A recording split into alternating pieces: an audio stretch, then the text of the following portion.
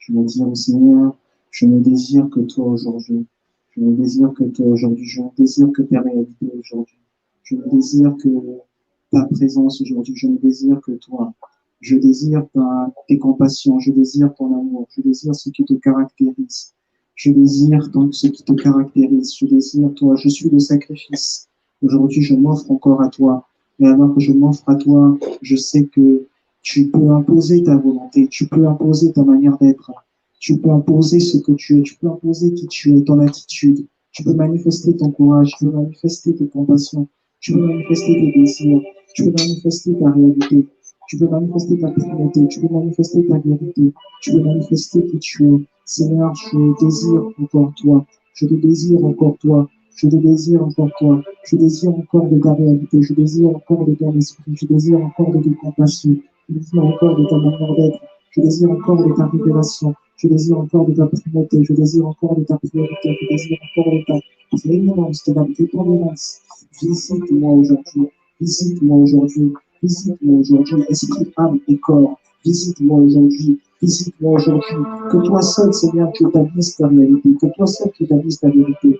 Que toi seul, tu établisses ton potentiel, ton courage, ton audace. Que toi seul, tu me fasses vibrer dans ton feu. Que toi seul, tu me fasses vibrer dans ton feu. Électrifie-moi de toi. Électrifie-moi de toi. C'est pas faire en sorte que ce qui est de ma volonté, ce qui est de mes capacités, Seigneur, ces lois disparaissent. Mais que tu me fasses primer ta volonté, que tu fasses primer tes capacités, que tu fasses primer ce qui vient de toi, que tu fasses primer ton élégance, que tu fasses primer ton caractère, que tu fasses primer ton courage, que tu fasses primer ton courage, que tu étends ton influence encore aujourd'hui, étends ton influence encore aujourd'hui, étends ta influence encore aujourd'hui, propulse-moi encore à ce niveau, à cette dimension d'excellence à laquelle tu te trouves, à laquelle tu m'attends. Propulse-moi encore à cette dimension d'excellence, de primauté, de priorité encore. Priorise ce que tu dois prioriser dans ma vie. Seigneur, que ce soit toi qui sois vu, que l'on voit, Seigneur, que toi tu es en moi, et que moi-même j'arrive à discerner, à distinguer que ce qui est de moi a été complètement effacé, éradiqué, et que cela a été remplacé par toi, cela a été remplacé par ta présence, cela a été remplacé par ta présence, par ta priorité, par ta prééminence, par ta prévalence. Seigneur, laisse que ta prévalence domine aujourd'hui. Laisse que ta prévalence domine aujourd'hui. Laisse que ta prévalence domine aujourd'hui. Qu'il y ait encore toi, qu'il y ait encore toi, qu'il y ait encore toi, qu'il y ait encore les marques de ta sagesse, qu'il y ait encore les marques de ton amour. Que l'on sache encore, que l'on sache te reconnaître aujourd'hui. Que lorsque je me regarde moi-même, que je sache encore te reconnaître. Que je sache discerner qu'en fait, non, la personne que j'étais hier, elle n'est plus. Et que maintenant, il y a un nouvel homme qui est formé. L'homme en Christ, celui qui domine sur le monde, celui qui domine sur les échecs, celui qui arrive à examiner et à trouver des solutions. L'homme en Christ, celui qui est la solution à différents problèmes, aux différents problèmes de l'humanité. Parce que je suis envoyé ici pour être une solution à différents problèmes, une solution à différents problèmes. Manifeste, Seigneur, tes réalités. Manifeste, Seigneur, tes réalités. Manifeste, Seigneur, ta priorité. Qu'il y ait encore toi. Qu'il y ait encore toi. Que tu manifestes encore, alors que j'ai trouvé refuge en toi. Que tu manifestes encore, Seigneur, la totalité de toi. Le grand Dieu que tu es. Le grand Dieu que tu es. Manifeste tes réalités. Manifeste ta vérité. Seigneur, aujourd'hui, alors que je me donne à toi, je me donne à toi. J'attends encore plus de toi. Encore plus de toi. Encore plus de toi. Ce que j'ai eu hier, c'était bien jusqu'à hier. Mais aujourd'hui, pour aujourd'hui, j'ai besoin de plus. Pour aujourd'hui, j'ai besoin d'une nouvelle dimension. Pour aujourd'hui, j'ai besoin d'une nouvelle saison. Pour aujourd'hui, j'ai besoin d'une nouvelle réalité. Pour aujourd'hui, j'ai besoin d'une nouvelle performance. C'était bien jusqu'à hier. C'était bien jusqu'à hier. Aujourd'hui, je suis lasse. Je suis lasse. Ce travail, ça atteint ses limites. Je suis lasse. Je suis lasse. Ma réflexion, elle a atteint ses limites dans ce domaine. Je suis lasse. Les finances, elles ont atteint leurs limites dans ce domaine. Je suis lasse. Je suis lasse. Il faut encore une autre dimension. Il faut encore une autre dimension. Une dimension de toi, c'est une dimension de ta réalité dans la santé. Une nouvelle dimension de toi, c'est une nouvelle dimension de ta réalité dans la santé. C'est une nouvelle dimension de ta réalité dans le couple. C'est une nouvelle dimension de ta réalité dans mon témoignage, dans qui je suis. C'est une nouvelle dimension de ta réalité dans qui je suis. Seigneur, j'ai encore besoin de toi. Je te veux encore toi. Je te veux encore toi. Je te veux encore toi. Reconnecte-moi encore à toi. Que ton cœur, Seigneur, soit tellement embrassé. Que ton cœur embrasse mon cœur. que ton cœur embrasse mon cœur, que je sache, mon corps sente que je suis au contact du Dieu vivant, que je suis au contact du Dieu puissant, que je suis au contact de ta réalité, qu'il y ait encore des dimensions excellentes de ta bravoure, de ton témoignage que j'expérimente aujourd'hui, Je suis là pour t'expérimenter, je suis là pour expérimenter ta réalité, je suis là pour expérimenter ta vie, ta visitation. Dans le nom de Jésus-Christ, Seigneur, le-toi encore, alors que nous nous souffrons à toi, alors que nous donnons à toi, nous donnons tout ça de Jésus-Christ.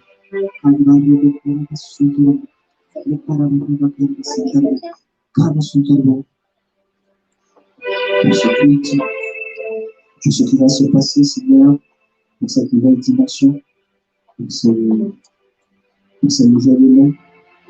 Merci. Merci de donner maintenant de nouvelles idées. Merci de donner maintenant de nouvelles idées. Merci de donner maintenant une nouvelle expérience. Merci de donner maintenant une nouvelle vie avec une nouvelle sagesse.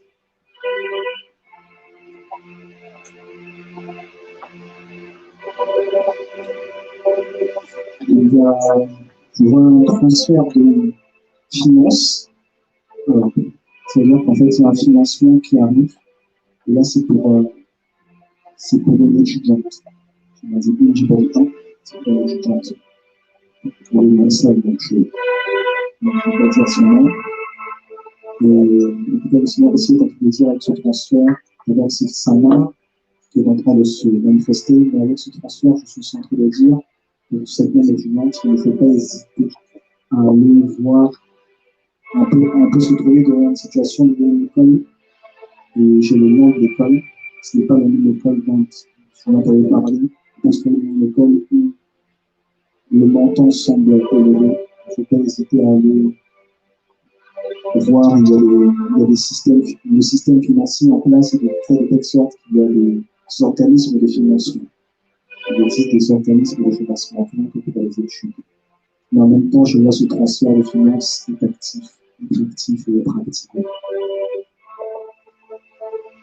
Aujourd'hui, Seigneur, reçois toute la gloire. Aujourd'hui, Seigneur, reçois tout l'honneur. Si une étudiante, tu penses à ses finances, ce n'est pas seulement pour l'étudiante, c'est pour tout le monde. C'est pour tous tes enfants ici. Que les finances soient versées pour tous tes enfants ici, que tes enfants atteignent un nouveau niveau de prospérité, un nouvel élan de prospérité, que cela soit effectif dans la vie de tout un chacun dans le nom de Jésus-Christ. Que ce nouvel élan de prospérité, cette nouvelle vigueur maintenant donne de la paix, emmène à la manifestation de la paix, emmène à de la joie, emmène à la préscience, emmène à de la sagesse, emmène à un nouvel élan de cœur, emmène à une nouvelle atmosphère, et que cela soit rendu effectif dans le nom puissant de Jésus-Christ. Nous allons faire ensemble les déclarations de foi. Les déclarations de foi.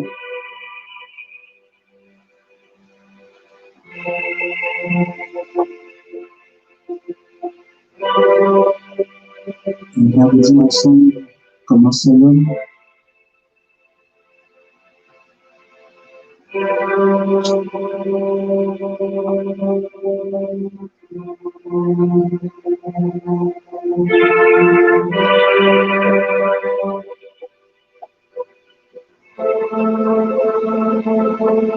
Ensemble, 1, 2, 3.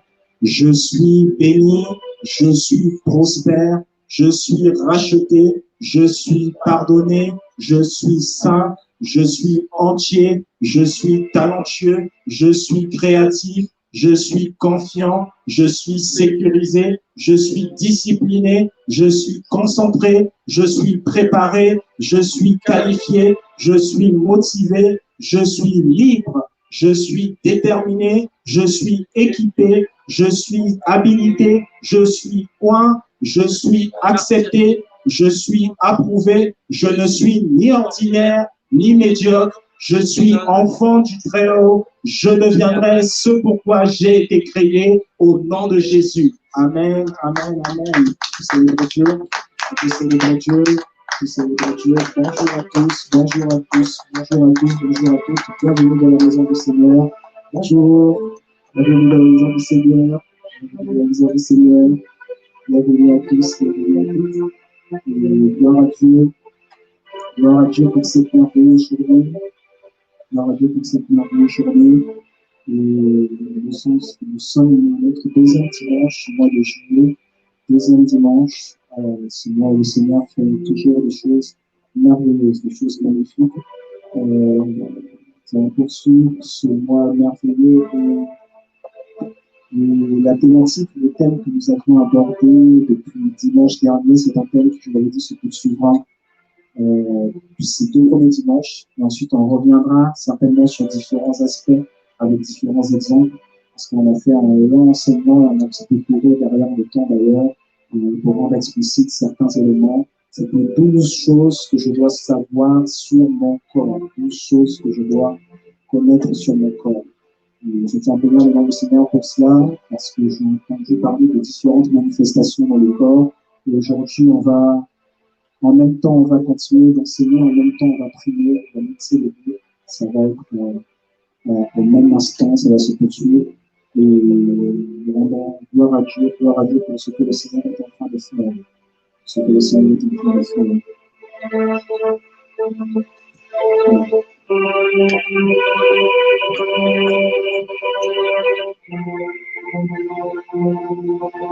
Juste un petit rappel.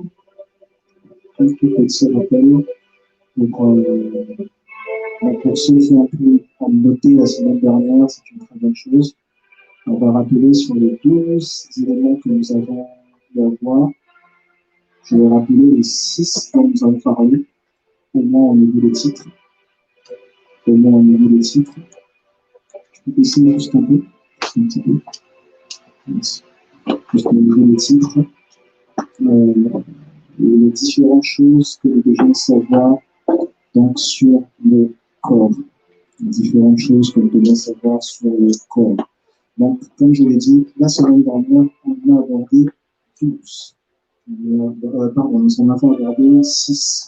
6 sur les 12.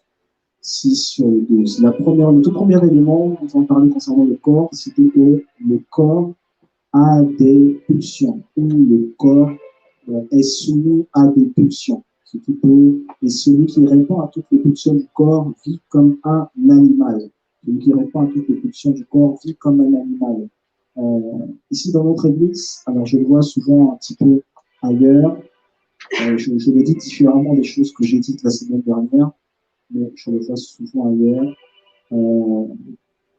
On peut aller, il y a des gens qui peuvent donner un message, et en donnant ce message, on dit, parce qu'on sent que l'assemblée est peut-être un petit peu silencieuse, on dit, dans ce que je t'ai dit quand j'ai parlé ainsi, je ne t'ai pas entendu dire Amen. Et on ne fait pas Amen. Je ne sais pas pourquoi vous êtes silencieux, vous pouvez dire Amen aussi. Amen. Et comme vous le répondez, comme vous n'êtes pas à jour, je dis ton Amen manque de vitamine. Donne-moi un Amen bien vitaminé. Amen. Non, ton Amen là, c'était un Amen avec une chemise sans cravate. Donne-moi un Amen bien cravaté. Amen. Rajoute le costume sur la cravate et la chemise. Donne-moi un Amen avec costume. Amen. Amen. Rajoute encore sur le costume et la cravate, rajoute la pochette de la cravate. Donne-moi un bon Amen bien sapé. Amen. Donc, si on le fait, c'est très très bien, mais ce que je veux dire simplement, il y a un impact spirituel, mais je veux dire simplement que si on le fait et qu'on continue, que l'on essaye de mettre l'emphase sur cela, que l'on essaye de mettre l'emphase sur ce domaine-là de la prédication, eh bien, en fait, on vient à l'église pour essayer de faire en sorte que les gens réagissent, ou du moins agissent en fonction de leur pulsion.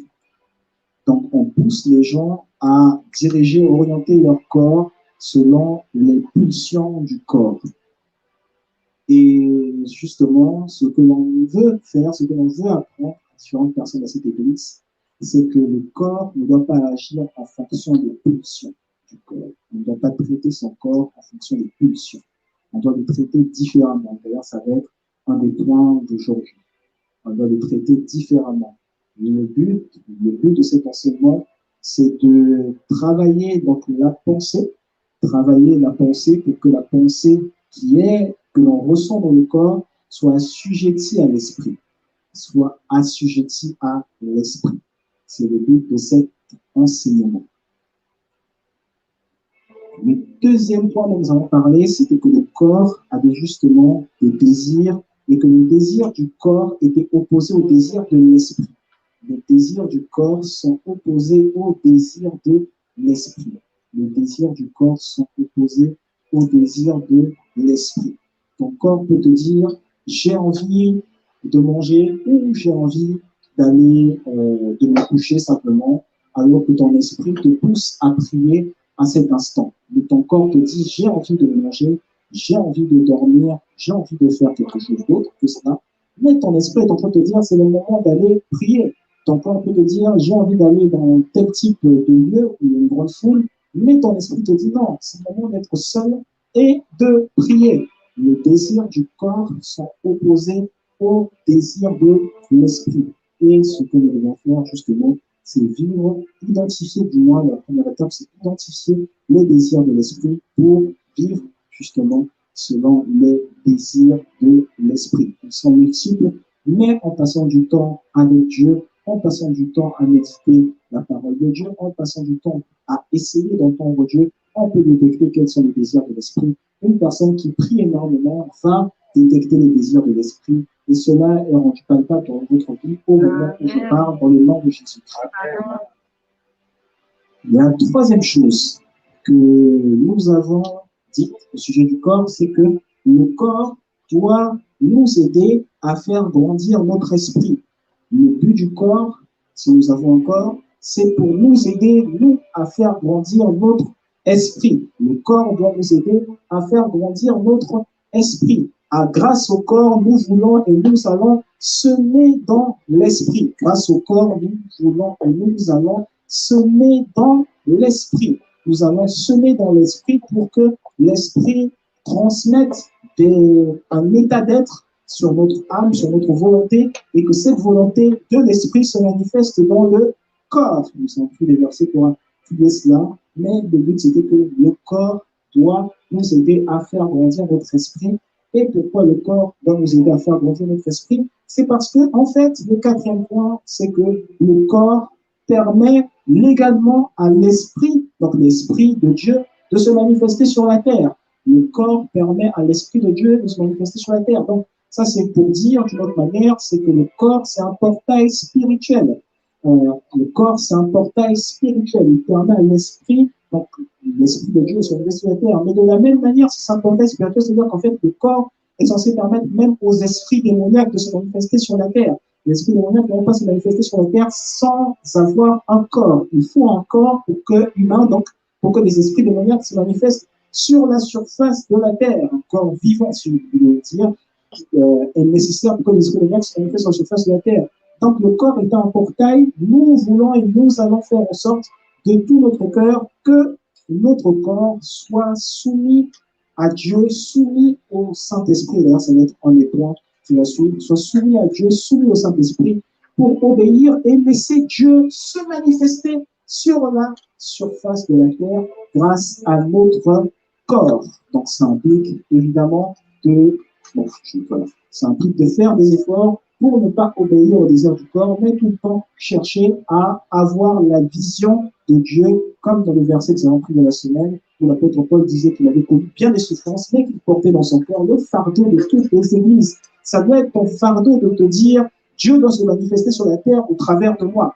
Dieu doit être réel sur la terre au travers de moi. Ça doit être ton fardeau. Tu dois te dire, lorsqu'on va me voir, il faut que l'on voit Dieu. Il ne faut pas que l'on voit un tel, il ne faut pas que l'on voit mon nom, il faut qu'on voit Dieu. Ça doit être ton fardeau. Tu dois vraiment te le dire. Il faut qu'on voit Dieu. Et ainsi, le nom du Seigneur sera élevé. Dieu sera glorifié. C'est cela le but. Et crois-moi, si Dieu est glorifié, tu seras glorifié toi-même aussi, bien plus que ce que tu pensais, bien plus que ce que toi tu voulais faire par toi-même. Dieu doit être glorifié.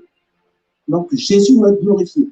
Je préfère ainsi. Ça, c'était le quatrième point. Le cinquième point, c'était que le corps conserve du moins les marques de la présence du Saint-Esprit et de la vie éternelle. C'était le cinquième point. Le corps conserve les marques de la présence du Saint-Esprit et de la vie éternelle. Le corps conserve les marques de la présence du Saint-Esprit et de la vie éternelle. Donc, nous avons vu que le corps peut, même lorsque le corps est mort, en fait, l'âme, c'est-à-dire que la personne a quitté ce monde, l'âme n'est plus dans le corps, l'esprit est désormais ailleurs, eh bien, le corps a quand même conservé les marques de la présence du Saint-Esprit. Le corps conserve la puissance du Saint-Esprit au point où le corps, si du vivant d'une personne, le corps de la personne servait à transmettre l'onction de Dieu, à transmettre la puissance de Dieu, eh bien, cela ne s'arrête pas parce que la personne décède. Non, le corps conserve les marques de la présence du Saint-Esprit. C'est ça que nous avons vu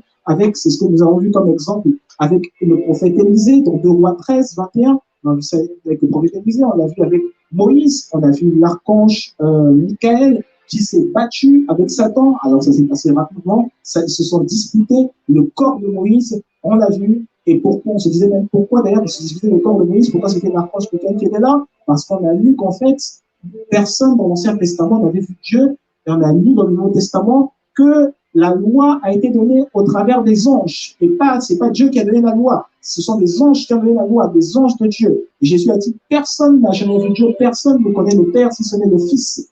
Et celui à qui le Fils le révèle. Donc, personne dans l'Ancien Testament n'avait vu Dieu. Ça veut dire que celui qui dirigeait, celui qui a parlé à Moïse, c'était pas Dieu, c'était un ange. Et celui qui dirigeait le peuple d'Israël dans le désert, c'était pas Dieu, c'était un ange. La colonne, la nuée qu'ils avaient dans la journée, la colonne de feu qu'ils avaient dans la nuit, c'était un ange qui l'a manifesté. Ce n'était pas Dieu. Et l'archange Michael, quand se présente, quand il est présenté du moins dans le livre de Daniel, il est dit qu'il est le défenseur du peuple d'Israël. Donc ça veut certainement dire qu'il y avait l'archange Michael qui était certainement là, qui défendait le peuple d'Israël. Et donc on le retrouve plus tard en train de défendre justement le corps de Moïse. Ça veut certainement dire que c'est l'archange Michael qui a donné le titre de Dieu à Moïse pour dire « couche-toi, on meurt ici », alors que Moïse était plein de vigueur. On l'a vu, Moïse était tellement plein de vigueur, son corps conservait les marques de la présence du Saint-Esprit. Les marques de la présence du Saint-Esprit, les marques de la vie éternelle. Et le 6e point, par lequel nous avons terminé la semaine dernière, c'était que le corps appartient à Dieu. Le corps appartient à Dieu. Ton corps, c'est la propriété de Dieu. Ton corps, c'est la propriété de Dieu. Ton corps, c'est la propriété de Dieu. Ton corps n'appartient à personne d'autre qu'à Dieu. Ton corps est la propriété de Dieu. Et si ton corps est la propriété de Dieu, ça veut dire que, ou du moins quel en est l'effet? L'effet, c'est que cela doit te rendre plus humble. Tu ne vas pas te dire, je suis tellement beau, mon corps, je suis tellement beau, tellement fort dans mon corps, j'ai un corps qui est tellement différent du corps d'autres personnes. Tu ne dois pas te vanter de ton corps. C'est là où je veux en arriver. Tu ne dois pas te dire, j'ai tous les avantages que je souhaite obtenir grâce à mon corps. Non, en fait, tu as tous les avantages que tu souhaites obtenir grâce à Dieu, pas grâce à ton corps. Ce détail est censé te rendre humble. Ce détail est censé te faire entendre que il y a très peu de toi. Il y a beaucoup de Dieu. Il doit y avoir très peu de toi. Il doit y avoir beaucoup de Dieu. Et chaque fois que ton corps semble te rappeler, moi je suis cela, moi j'ai telle facilité, moi j'ai telle autre facilité, moi j'ai telle autre facilité, tu dois faire cet effort, être assez humble de venir te mettre du moins en prière et de dire Seigneur, je t'en supplie, ramène mes pensées vers toi et rends mon cœur encore plus humble,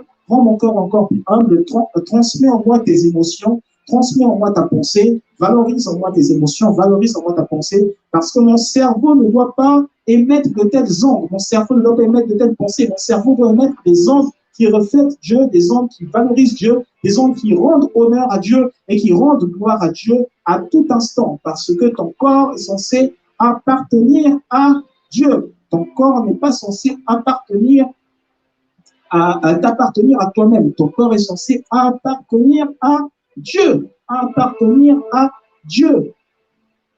Et c'est pour ça que d'ailleurs, quand on parle du dimanche à l'église, c'est parce que ton corps est censé appartenir à Dieu. Aussi, dimanche, je te dis, vraiment, il faut du repos, il faut ceci, il faut cela. Non, c'est d'abord, au commencement, c'est Dieu.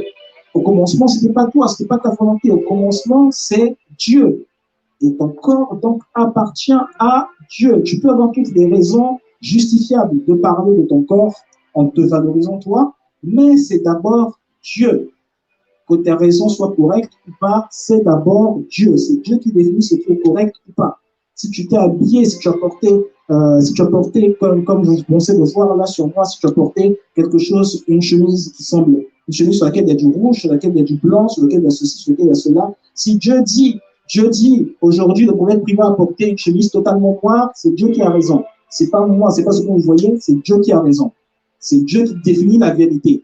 C'est pas toi qui définis la vérité, c'est Dieu qui a raison. Dieu a toujours raison. Et donc, nous allons poursuivre dans cette lancée et voir ensemble le 7e point. Le 7e point, c'est que le corps doit être traité durement et assujetti. Le corps doit être traité durement et assujetti. Le corps doit être traité durement et assujetti.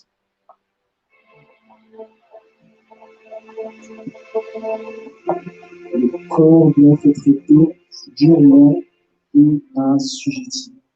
C'est notre 7e point.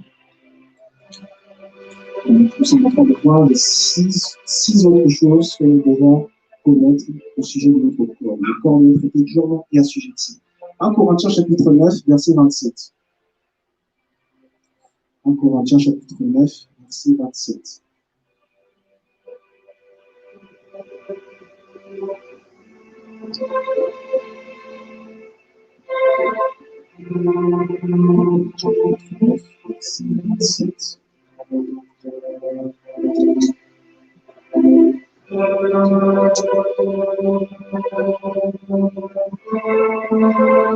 Il est écrit dans la version Louis II.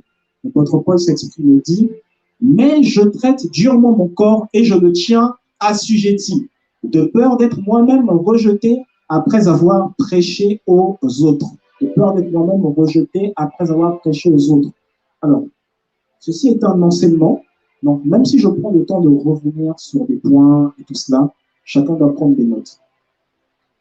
Sinon, en sortant d'ici, tout sera effacé, le diable aura tout effacé et vous aurez tout oublié. Donc, on reprend. Dans ce 7e point, le corps doit être assujetti. Il est écrit dans 1 Corinthiens chapitre 9, verset 27. Mais je traite durement mon corps et je le tiens assujetti de peur d'être moi-même rejeté après avoir prêché aux autres. Je le tiens durement assujetti, je traite mon corps durement, je le tiens assujetti de peur d'être moi-même rejeté après avoir prêché aux autres. L'apôtre Paul dit, je n'ai pas envie d'être rejeté après avoir moi-même prêché aux autres. Donc, je dois assujettir mon corps. Mon corps veut faire, il souhaite faire des choses.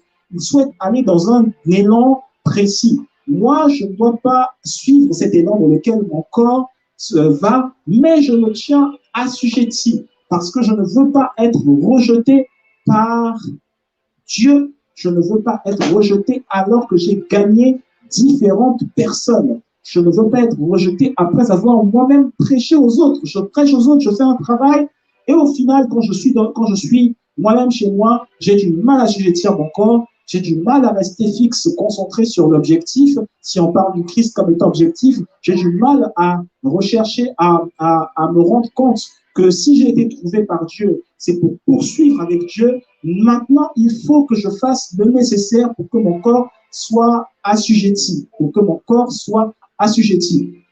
On va prier, c'est mon premier point de prière, là maintenant. On va prier contre toute forme d'addiction.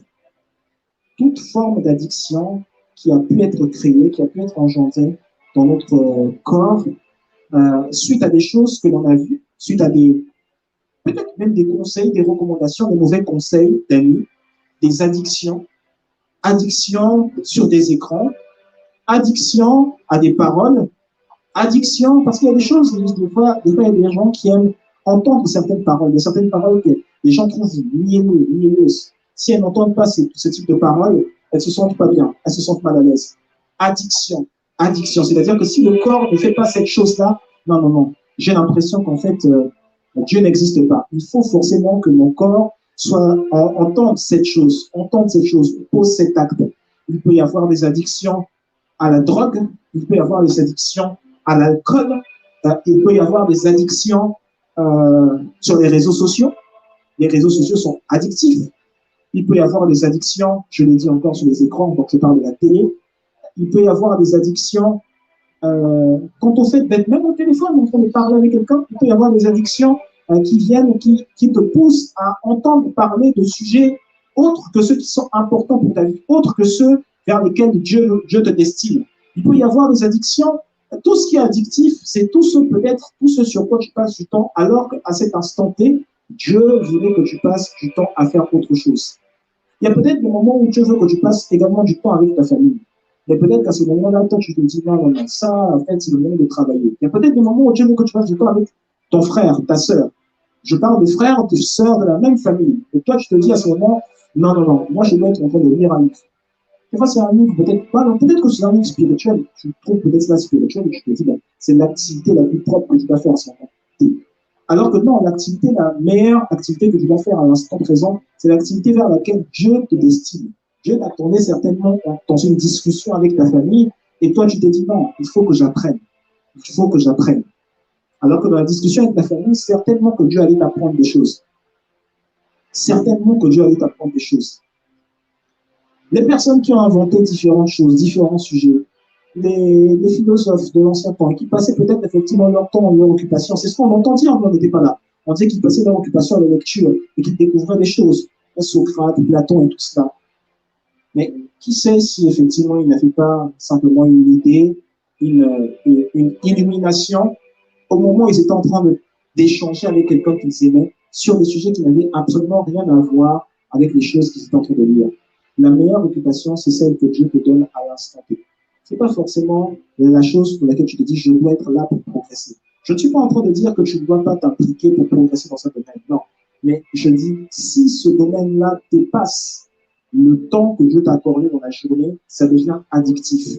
Il y a des choses qui sont addictives. Il y a des gens qui sont addictifs à des sites de nude, interdits au moins de 18 ans. Il y a des gens qui sont addictifs à tout type de choses. Il y a des gens qui sont addictifs à de la cigarette.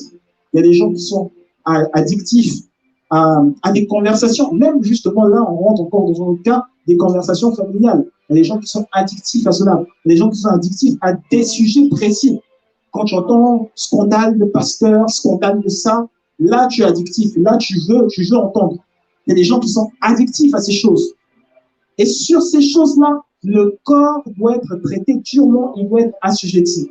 Et pour ces points, nous allons prier. Pour ce point, nous prions et nous demandons à Dieu, nous disons maintenant, je veux, Seigneur, que mon corps ne soit plus assujetti à ces choses. Mon corps ne doit plus être assujetti à ce domaine. J'aimerais que tu élèves ta voix et que tu pries. J'aimerais que tu élèves ta voix et que tu pries et que tu dises, maintenant, mon corps ne sera plus assujetti à cela. Mon corps ne sera plus assujetti au fait, c'est ces choses que je fais devant tout le monde, ces choses que je fais tout seul, ces choses, ces attouchements, peut-être que j'ai sur mon corps. Je ne veux plus être assujetti à ce domaine. Je ne veux plus être assujetti à cet écran. Je ne veux plus que mon temps soit occupé sur cette chose, alors que mon temps pouvait être occupé sur une autre activité, sur une activité qui concerne Dieu, sur une activité qui m'emmène à Dieu.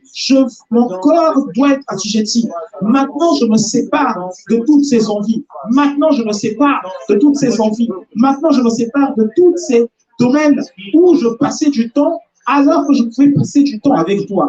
Maintenant, je me sépare de toutes ces choses où lesquelles je passais du temps alors que je pouvais être, Seigneur, dans ta présence, alors que je pouvais être dans l'activité, l'action dans laquelle toi tu m'attendais. Il y a des fois où je peux passer 3 heures, 4 heures dans une chose précise, alors que toi tu m'attends ailleurs.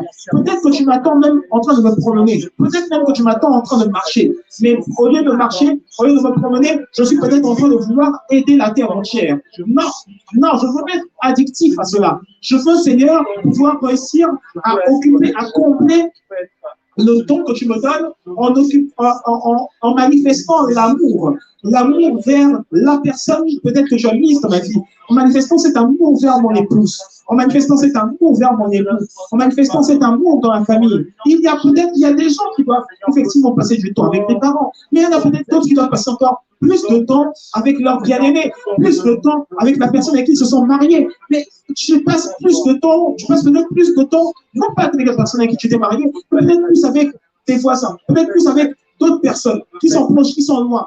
Non, non, je ne veux plus être addictif. Je ne veux plus être addictif.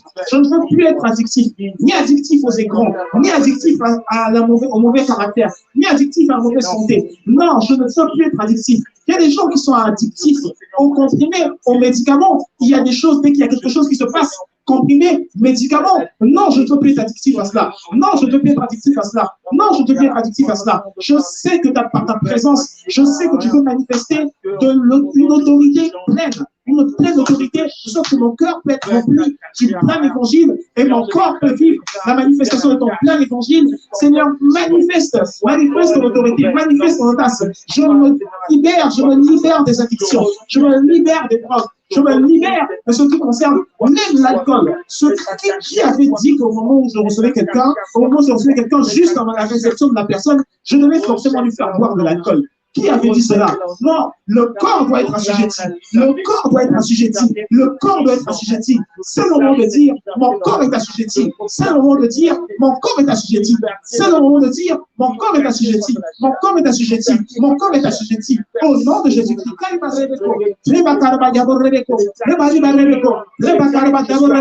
C'est le moment de le dire, mon corps est assujetti. C'est le moment de dire, mon corps est assujetti. Mon corps est assujetti. Je ne suis plus esclave de la drogue. Je ne suis plus esclave de différentes choses. Je suis esclave de quelqu'un. C'est esclave de Christ. C'est esclave de la volonté de Dieu. C'est esclave de la volonté de Christ. C'est esclave de la volonté de Dieu. Dans le nom puissant de Jésus-Christ. Au nom de Jésus-Christ. Je déclare, je décrète maintenant. La manifestation de l'Esprit de Dieu vous couvre. La manifestation de l'Esprit de Dieu vous couvre. Elle vous rend libre, libéré de toute forme d'addiction. Libéré d'addiction. Libéré d'addiction. Dans le nom puissant de Jésus-Christ. Libéré d'addiction. La peur chronique, ça même c'est une addiction. La peur chronique, c'est une addiction.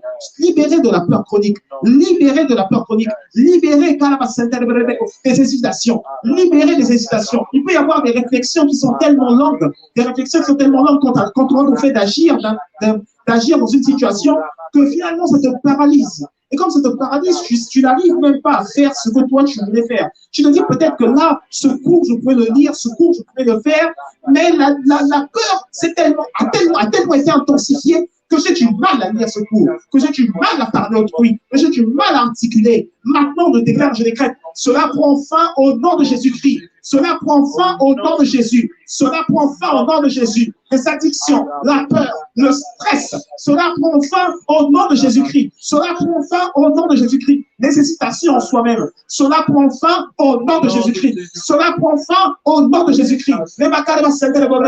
Nous détruisons maintenant les esprits qui ont mené ce stress, les esprits qui ont mené ces addictions. Nous les renvoyons dans les arides. Nous les foudroyons avec la puissance de l'épée du Saint-Esprit. Les foudroyons maintenant par l'Esprit Saint et par le sang de Jésus. Nous déclarons et décrétons maintenant aujourd'hui libération des enfants de Dieu, libération des corps, libération des corps, libération des corps. Ce sont des corps sataniques qui ont mené cette pression dans ton corps, les différentes entités sataniques, les différentes pathologies diaboliques qui ont mené cette oppression dans ton corps. Maintenant, nous les balayons, nous les renvoyons de toi au nom de Jésus-Christ. Nous les renvoyons de nos arrives au nom de Jésus-Christ. Et la carrière Sandabo, on les renvoie les arrives au nom de Jésus-Christ. Un nouveau schéma de pensée s'installe dans ta vie. Tu ne vas plus te dire, maintenant je prends, maintenant tu vas plus te dire maintenant je me plais dans la flemme, je me plais dans une manière d'être, je me plais dans une manière de faire. Non, tu ne vas plus te le dire et tu vas maintenant être rendu libre, parce que l'esprit qui te poussait à ces différentes formes de raisonnement, cet esprit est renvoyé dans le doigt au nom de Jésus-Christ. Esprit d'esclavage, esprit de servitude, esprit d'esclavage, esprit de servitude, ce qui faisait en sorte que tu cours, dès que je donnais une petite mauvaise nouvelle, tu courais, et tu disais, là il faut agir, là il faut intervenir, là il faut donner de l'argent. Mais des fois sur ce sujet-là, Dieu ne disait pas donner de l'argent, Dieu ne disait pas intervenir.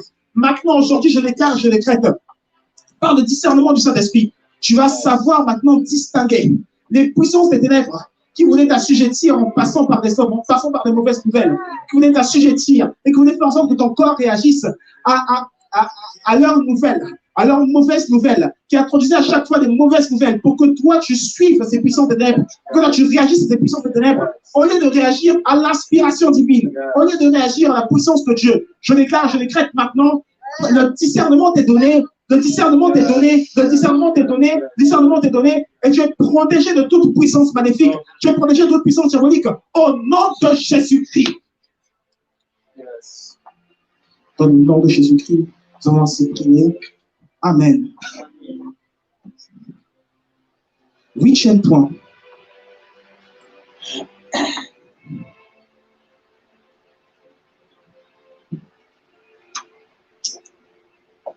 Le corps doit être tenu dans l'abstinence. Le corps doit être tenu dans l'abstinence. Le corps doit être tenu dans l'abstinence.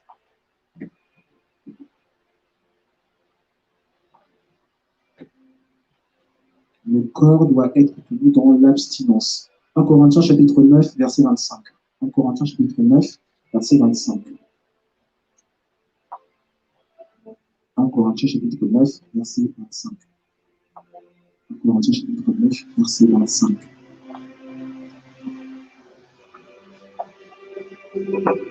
1 Corinthiens chapitre 9, verset 25.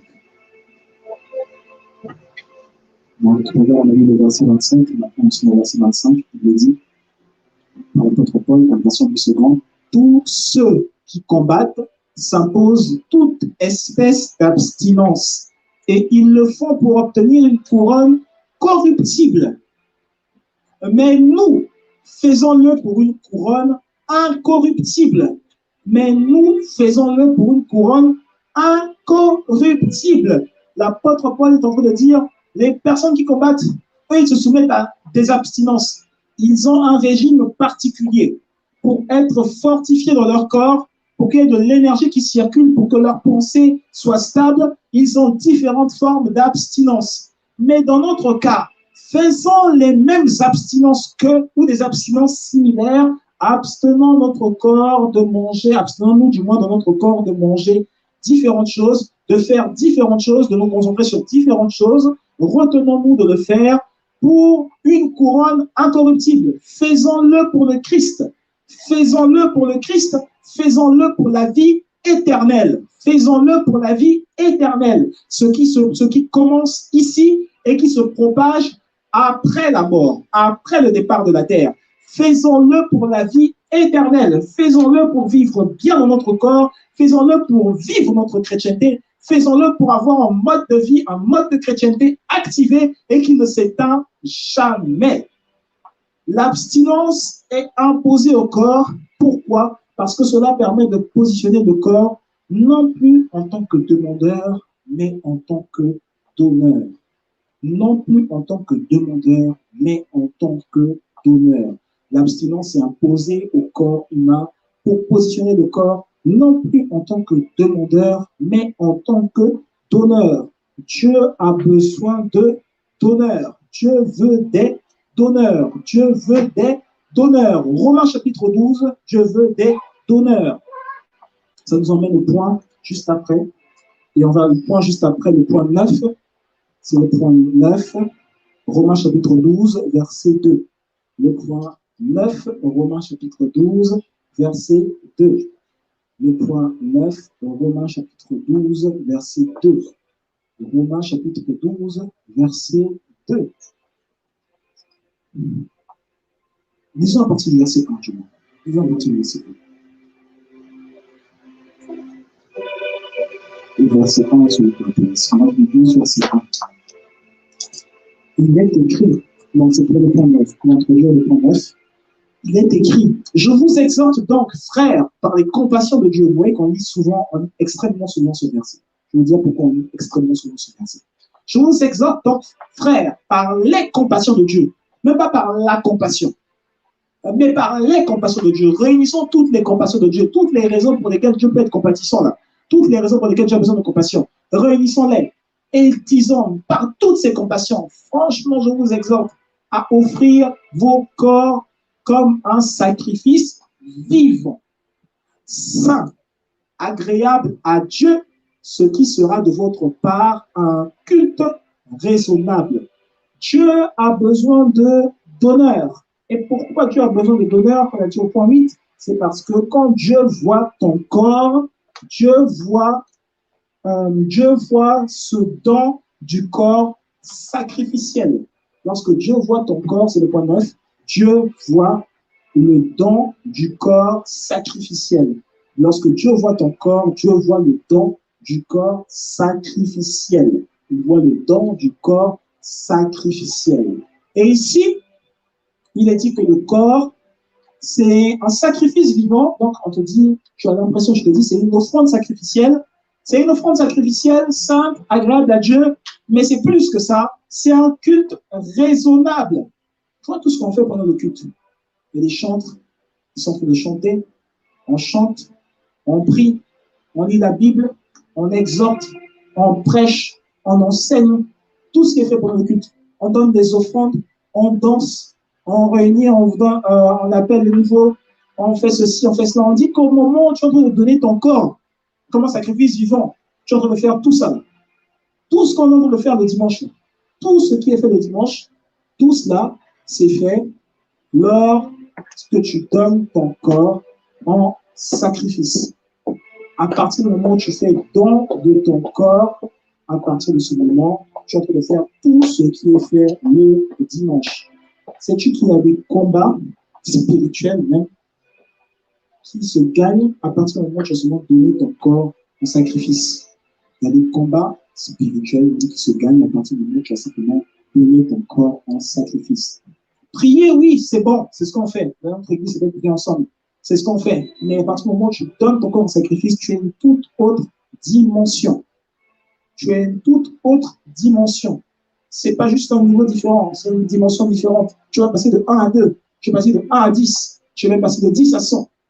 Offrir ton corps en sacrifice. C'est-à-dire que tu te lèves, tu dis, mon corps aujourd'hui ne fera que la volonté de Dieu.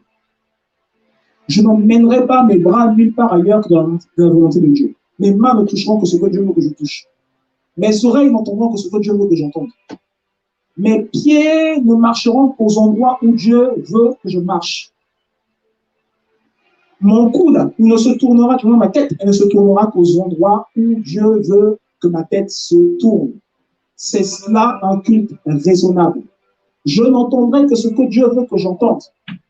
Parce que lorsque tu comprends que ton corps est un portail spirituel et que tu l'emmènes à différents endroits et que tu lui fais faire des choses que Dieu ne veut pas qu'il fasse, tu vas ouvrir la porte à des esprits pour lesquels tu n'avais pas besoin d'ouvrir la porte. Tu n'avais pas besoin d'être en relation, en communion avec ces esprits. Tu pouvais juste rester en relation, en communion avec Dieu par l'intermédiaire de ton corps. Par l'intermédiaire de ton corps, tu pouvais rester en communion avec Dieu. Le corps s'offre en sacrifice à Dieu. C'est un culte raisonnable. C'est un culte raisonnable. Toutes les fois où on a fait intervenir des gens ici, les gens qui ont fait intervenir, je les ai fait intervenir quand j'entendais Dieu me dire parle à la personne, parle à la personne, parle à la personne. Ça veut dire que personne ici ne pourra venir dire j'ai écrit au prophète Piva, et parce que j'ai écrit le prophète Piva, il dit oui, mais c'est bon, ça fait longtemps aussi, viens, je t'invite. Non, non, non. C'est pas, j'ai jamais fait ce genre de choses, je ne le ferai jamais. La personne, si elle a sa relation avec Dieu, son église, son ministère, elle reste de son église, elle reste de son ministère, c'est sa vision, et que sa vision se dit, non, sa vision, c'est pas tout ensemble, elle reste de son ministère, elle reste de son église. Il y en a même parfois qui m'écrivent, des fois tu sens même, en fait, elles n'ont pas grand chose à dire, mais c'est comme si, en fait, elles attendaient simplement que tu fasses quelque chose. Elles peuvent attendre de moi que je fasse quelque chose, tant que Dieu ne m'a pas dit, voici comment, avec 10 000 de venir, elle va annoncer un message, je ne le ferai pas. Mon corps est offert à Dieu en sacrifice. Parce que lorsque Dieu voit mon corps, Dieu voit un don sacrificiel. Lorsque Dieu voit mon corps, Dieu voit un don sacrificiel. C'était notre 9e point. Offrons notre corps en sacrifice à Dieu. Prions, nous présentons notre corps. 6e point. Nous allons voir. Le corps humain est un membre du corps de Christ. Le corps humain est un membre du corps de Christ. Le corps humain est un membre du corps de Christ. 1 Corinthiens chapitre 12, on va lire beaucoup de versets, on va lire du verset 12 au verset 27. Je répète, 10e point, le corps humain est un membre du corps de Christ. Le texte que nous lisons, 1 Corinthiens chapitre 12, du verset 12 au verset 27. 1 Corinthiens chapitre 12, du verset 12 au verset 27. 1 Corinthiens chapitre 12, du verset 12 au verset 27.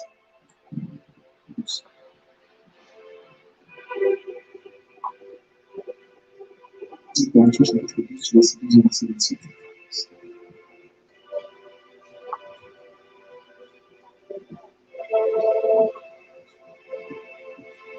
Et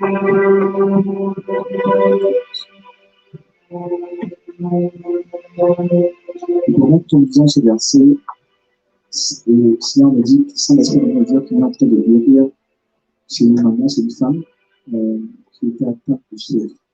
Je pense que ça a commencé hier, elle était atteinte de fièvre. C'est le plus de dire qu'il a été guérir cette femme. Donc, Corinthiens chapitre 12, nous lisons à partir de verset 12. Car comme le corps est un et a plusieurs membres, et comme tous les membres du corps, malgré leurs membres, ne forment qu'un seul corps, ainsi en est-il de Christ. Nous avons tous, en effet, été baptisés dans un seul esprit pour former un seul corps, soit de juifs, soit de grecs, soit d'esclaves, soit de libres. Et nous avons tous été abreuvés d'un seul esprit. C'est-à-dire que nous avons tous été remplis. Là, je vous ai dit que tout ce que vous avez chanté, là, ce n'est pas le Nouveau Testament. Ainsi, le corps n'est pas un seul membre, mais il est formé de plusieurs membres. Si le pied disait, parce que je ne suis pas une main, je ne suis pas du corps, ne serait-il pas du corps pour cela? Et si l'oreille disait, parce que je ne suis pas un œil, je ne suis pas du corps, ne serait-elle pas du corps pour cela? Si tout le corps était œil, où serait l'ouïe? Et s'il était tout ouïe, où serait l'odorat? Maintenant, Dieu a placé chacun des membres dans le corps comme il l'a voulu. Si tous étaient un seul membre, où serait le corps? Maintenant, donc, il y a plusieurs membres et un seul corps. L'œil ne peut pas dire à la main, je n'ai pas besoin de toi, ni la tête dire aux pieds, je n'ai pas besoin de vous. Mais bien plutôt, les membres du corps qui paraissent être les plus faibles sont nécessaires. Et ceux que nous estimons être les moins honorables du corps, nous les entourons d'un plus grand honneur. Ainsi, les membres les moins honnêtes reçoivent le plus d'honneur, tandis que ceux qui sont honnêtes n'en ont pas besoin. Dieu a disposé le corps de manière à donner plus d'honneur à ceux qui en manquaient, afin qu'il n'y ait pas de division dans le corps, mais que les membres aient également soin les uns des autres. Et si un membre souffre, tous les membres souffrent avec lui. Si un membre est honoré, tous les membres se réjouissent avec lui. Vous êtes, il a dit tout ça sur le corps, il dit maintenant, vous êtes le corps de Christ et vous êtes ses membres, chacun pour sa part.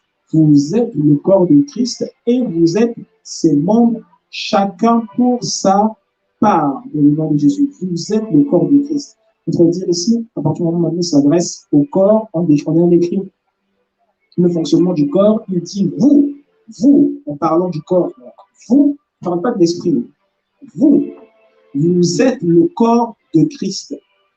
Et vous, le deuxième, maintenant, il dit, et vous, les esprits, vous êtes ses membres, chacun pour sa part. Vous êtes ses membres, chacun pour sa part. Donc, c'est le 10e point, le corps humain est un membre du corps de Christ. Je vais poursuivre parce que le temps passe. 11e point. 11e point, le cerveau, en parlant donc du corps, le cerveau du corps va contrôler les actions du corps. Je pense que c'est quelque chose que vous savez. Mais on va le détailler. Ça va être un peu plus complexe. Le cerveau du corps contrôle les actions du corps. Le cerveau du corps contrôle les actions du corps.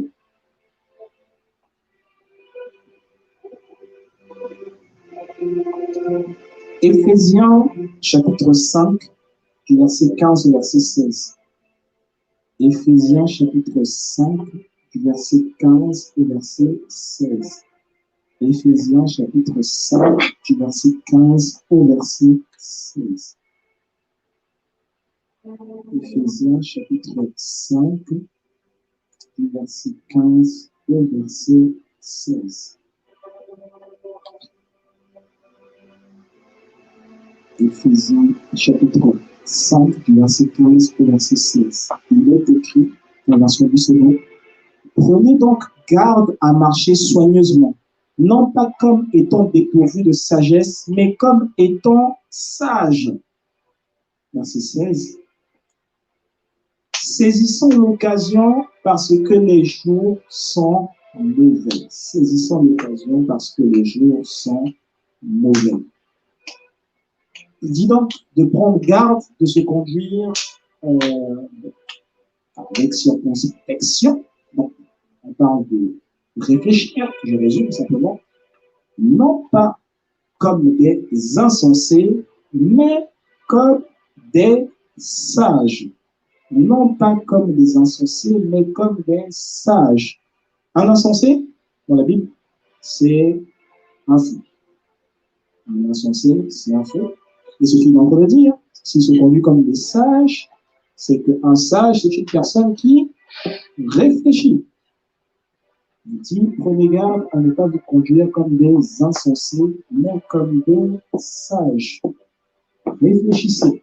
L'apôtre Paul est en train d'appeler à une réflexion personnalisée, une réflexion conduite dans un sens.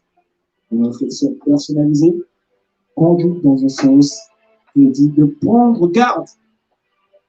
Donc, ça veut dire que s'il dit prenez garde, ça veut dire qu'on peut être tenté, avoir envie, avoir la latitude, la largesse d'esprit de se dire maintenant, je dois m'offrir la liberté d'agir comme un insensé. Il dit non, ne faites pas ça. Prenez garde de ne pas le faire. Agissez comme un sage, comme des sages. Réfléchissez, mesurez vos actions. Les actions que vous devez poser doivent être mesurées. Les paroles que vous devez dire doivent être mesurées. Ne vous dites pas, n'espérez pas, ne vous dites pas, je peux faire du moins tout ce que je veux, tout ce qui me passe par la tête, je le fais. Non, réfléchissez. Ça ne veut pas dire bloquez-vous pour ne pas effectuer toute action possible. Non, il dit réfléchissez. Devant une certaine situation, examinez, c'est ce qu'on dit avec circonspection. Examinez les liens, les impacts, les avantages peut-être, les inconvénients qu'il y aurait quant à agir d'une manière ou de cette manière plutôt que d'une autre. Réfléchissez à ce sens. Ecclésiaste chapitre 2, verset 14. Ecclésiaste chapitre 2, verset 14. Donc, si l'apôtre Paul parle à des chrétiens, comme je l'ai dit, chrétienté, ça n'exclut pas la réflexion, ça n'exclut pas de réfléchir. Ecclésiaste chapitre 2, verset 14. Ecclésiaste chapitre 2, verset 14. Je vais le prendre après parce que sinon, on va vous perdre. Ecclésiaste chapitre 2, verset 14. Il est écrit, le sage a ses yeux à la tête, dans la tête si vous préférez, et l'insensé marche dans les ténèbres. C'est-à-dire que l'insensé marche dans la noirceur. L'insensé, dans l'endroit où il marche, ne voit rien. Mais le sage a ses yeux à la tête. Donc le sage voit. L'insensé, au contraire, ne voit pas. Mais j'ai reconnu aussi qu'ils ont l'un et l'autre un même sort. Ça, c'est la deuxième partie. Il dit, j'ai reconnu qu'ils ont l'un et l'autre un même sort. Ensuite, il va expliciter ce que c'est que ce sort. L'Ecclésiaste, pour ceux qui ne le savent pas, au moment où le sage écrit l'Ecclésiaste, c'est Salomon en fait qui écrit. Au moment où il écrit, il a passé des années de sa vie où il expérimentait tout ce qu'il avait expérimenté, entre la richesse, voilà, son envie de mère et tout ça, les expériences avec les femmes et tout. Et donc, voilà, il est arrivé à dire, en fait, tout ça, c'est marrant, c'est vanité de vanité, tout est vanité. Les gens ont fait une chanson, alors qu'en fait, le gars, il est en train de déprimer.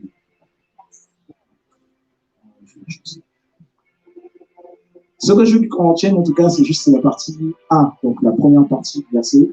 C'est la première phrase, on va dire, le sage a ses yeux à la tête et l'insensé marche dans les ténèbres. Le sage a ses yeux à la tête mais l'insensé marche dans les ténèbres. Pourquoi parler du cerveau ici? Donc, il est dit, chrétienté, ça n'exclut pas d'avoir un cerveau. Donc, dans le corps, il y a bien un cerveau, et Dieu aime ton corps, donc Dieu aime la réflexion, Dieu aime que tu analyses des choses, Dieu aime que tu aies un cerveau. Ce n'est tout à fait normal, c'est autorisé. Ce n'est pas question En tout cas, quand on parle de chrétienté, il n'est pas question de ne pas se réfléchir, de ne pas remettre en question les choses. Si la remise en question est bonne, c'est quelque chose. Sinon, Dieu n'aurait pas créé un cerveau, Dieu n'aurait pas donné le cerveau à l'être humain.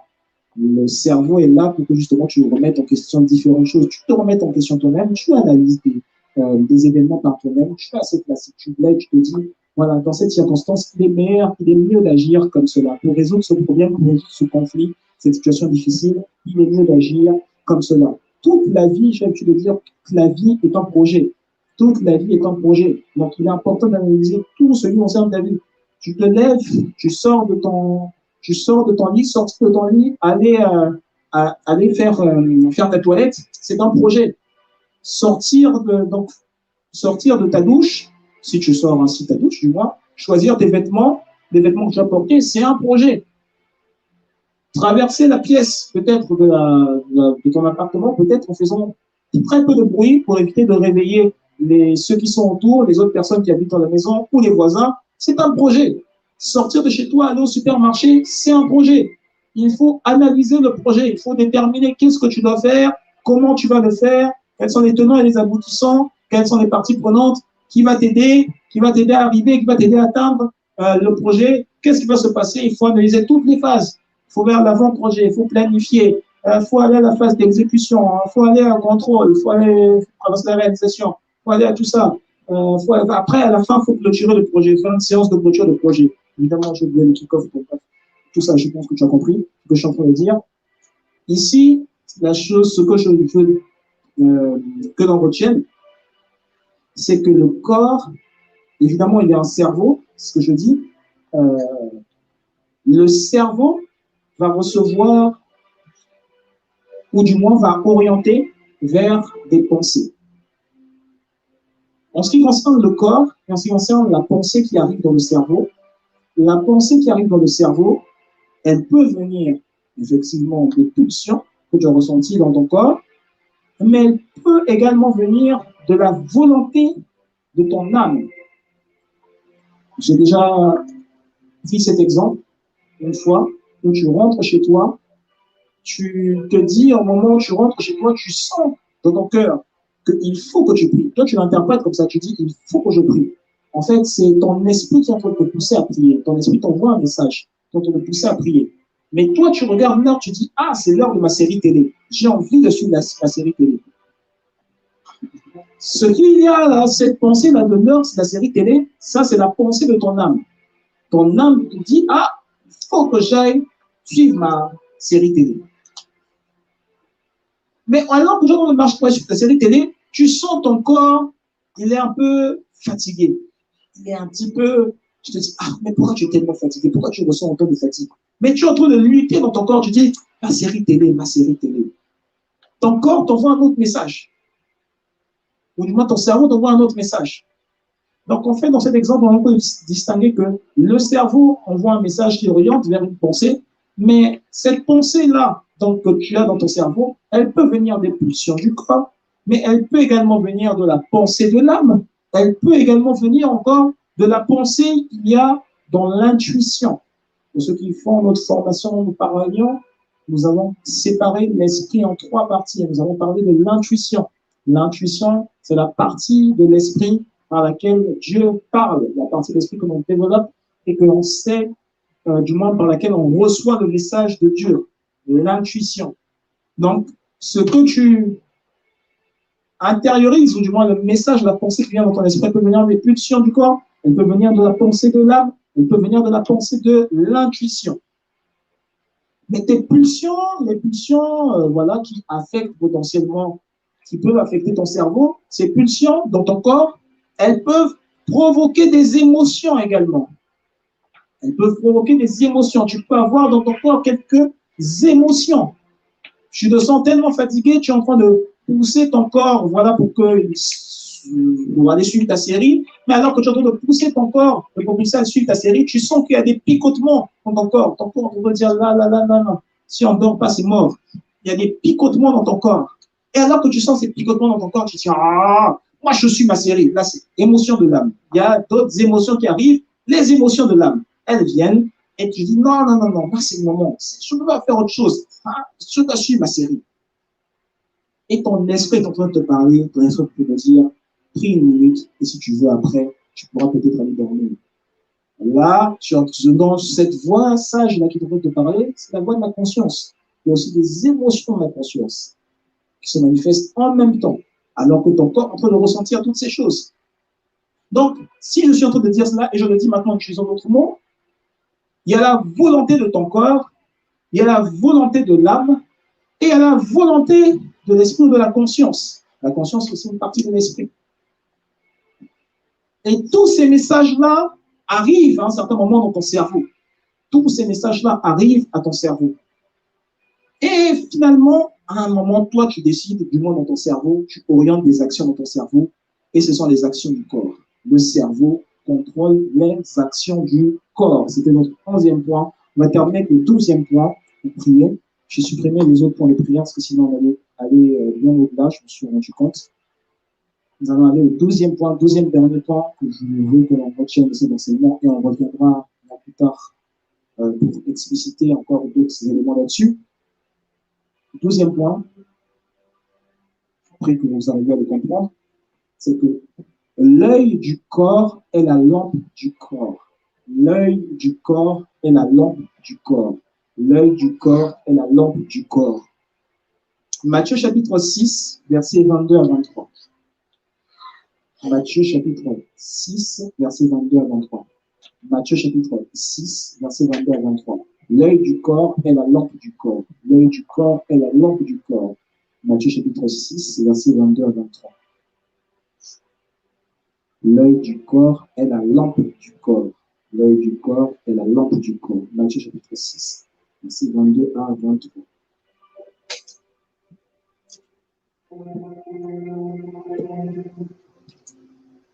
L'œil du corps est la lampe du corps. Jésus dit, dans verset 22, l'œil est la lampe du corps. Si ton œil est en bon état, tout ton corps sera éclairé. Mais si ton œil est en mauvais état, tout ton corps sera dans les ténèbres. Si donc la lumière qui est en toi est ténèbres, combien seront grandes ces ténèbres? Il dit l'œil du corps est la lumière du corps, ou du moins la lampe du corps. Et il veut que ton œil soit en bon état, donc afin que tu sois éclairé, parce que s'il est en mauvais état, tout ton corps sera dans les ténèbres. Alors, sans forcément expliciter ce verset, parce qu'il y a beaucoup de choses dans ces deux versets du moins, ce vers quoi je veux qu'on aille, c'est qu'on se rende compte ensemble. Notre corps, ce que dit Jésus, est conduit en fonction de ce que voient nos yeux. Mon corps est conduit en fonction de ce que voient mes yeux. Mes yeux physiques vont transmettre donc une information. Les yeux physiques transmettent une information et c'est un premier niveau d'information. Mais dans l'exemple que j'ai dit, que j'ai cité tout à l'heure, quand tu rentres chez toi, il y a l'heure de la série, etc., je suis en train de dire, mes yeux physiques ont une information, je sens mon corps, il avance lentement, je le sens et je le vois, mais les yeux de mon âme transportent, ou du moins transmettent, eux aussi, une information. Je peux être là, j'ai envie de faire quelque chose, les yeux de mon âme ont une autre information. Ah, là, c'est bientôt l'heure du match. Mais on me dit, non, il faut que tu aies acheté quelque chose, il faut que tu aies acheté ça. Le final de la Ligue des Champions. Non, il faut que tu aies acheté ça. Les yeux de l'âme transmettent une information. Ton corps a une information, mais les yeux de ton âme ont aussi une autre information. Les yeux de ton âme disent 21h là. Faut pas que je rate. Faut pas que je rate parce que là, vraiment, Erling Haaland, là, non, faut pas que je rate. C'est les yeux de l'âme, une nouvelle information. Mais il y a encore les yeux de l'esprit qui transmettent, quant à eux, un nouveau niveau d'information, un niveau d'information autre que ceux que l'on a, les yeux de l'esprit. J'ai dit que tout à l'heure, on a dit le corps, du moins les actions du corps sont transmises grâce au cerveau. Mais l'esprit a un rôle, joue également un rôle très, très, très puissant dans le corps. Nous l'avons expliqué d'ailleurs il y a une semaine et demie dans la formation. quand nous expliquions à quel point la chair pouvait être sensible à l'esprit et les dimensions de la chair dans le physique, dans l'âme et dans le spirituel. Les yeux de l'esprit transmettent un autre niveau d'information qui est tel que l'esprit souhaite guider ton corps. Et c'est pour ça qu'on dit que ton corps appartient à Dieu. L'esprit, je parle du Saint-Esprit, souhaite guider ton corps. C'est-à-dire qu'on dit que ton corps appartient à Dieu, ton corps est le temple du Saint-Esprit. Ce que je suis en train de dire ici, c'est que à partir du moment, et ça part de ce verset que nous avons lu, à partir du moment où ton esprit est fort, ton esprit va guider ton corps. Il va le mettre en mouvement. L'information qui vient de ton esprit va guider ton corps et elle va permettre de mettre ton esprit en mouvement. Donc, on a les yeux de l'esprit, donc l'information peut guider le corps, transmettre, du moins, mettre ton corps en mouvement. C'est une autre forme d'œil. Quand on est en train de parler d'œil, œil en mauvais état, tout ton corps sera dans les ténèbres. Ton œil est en mauvais état, tout ton corps sera dans les ténèbres. Jésus est ici en train de parler, s'il parle de ténèbres, il est ici en train de parler, et qui parle de lumière, c'est-à-dire qu'il est ici en train de parler de quelque chose de spirituel. L'œil dont il est en train de parler ici, c'est un œil spirituel. Dans cette partie du passage, Jésus est en train de parler d'un œil spirituel. Grosso modo, il dit premier œil physique, deuxième œil de l'âme, troisième œil, grosso modo, spirituel. Dans cet œil, ou du moins grâce à cet œil, pardon, grâce à l'esprit, maintenant, on voit les choses, on visualise les choses dans la perspective de Dieu, selon la perspective de Dieu. Le but, quand Jésus est en train de parler de cela, c'est de visualiser les choses maintenant dans la perspective de Dieu. Donc, Jésus ne veut pas que ton œil, que ton corps soit dans les ténèbres, parce que si ton corps est dans les ténèbres, si ton œil est en mauvais état, l'œil spirituel est en mauvais état, ton corps sera dans les ténèbres, et ce qui est censé être la lumière en toi, elle-même, elle sera ténèbres. Donc, il est en train d'inciter ici à avoir des yeux spirituels régénérés. Et dans quel but? Pour activer ton corps selon la façon dont Dieu veut que ton corps se meuve. Régénérer les yeux spirituels. Et ça va être notre point de prière là que nous allons prendre. Régénérer les yeux spirituels. Et pourquoi régénérer les yeux spirituels? Parce qu'il y a quelque chose qui est extrêmement important, et c'est pour ça que nous prenons la cinquième heure, nous allons la prendre là. C'est dans Luc 24, versets 30 à 31. On lit ce passage, on va prendre la cinquième d'ailleurs. Luc chapitre 24, versets 30 à 31.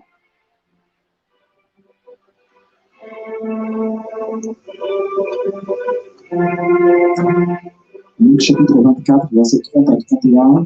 Jésus est ressuscité, et alors qu'il est ressuscité,